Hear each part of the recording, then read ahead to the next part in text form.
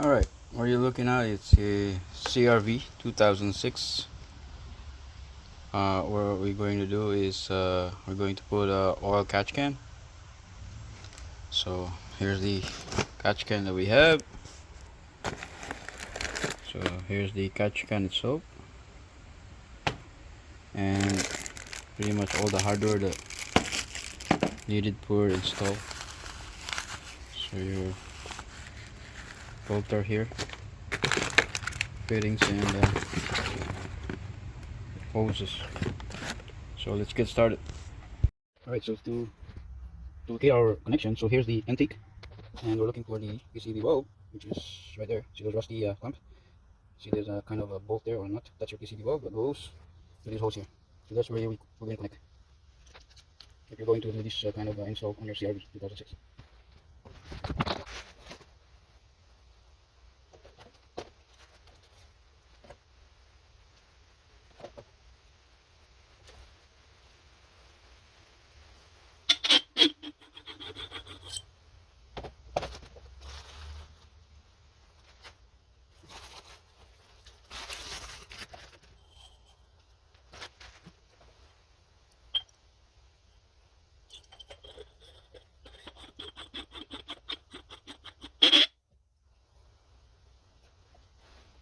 So first thing to do is to find the location for your fan. So I found my location is somewhere here, right there. So that's where this location for this can, easy access. So what I'm going to do in the drill, hold there so I can put a screw.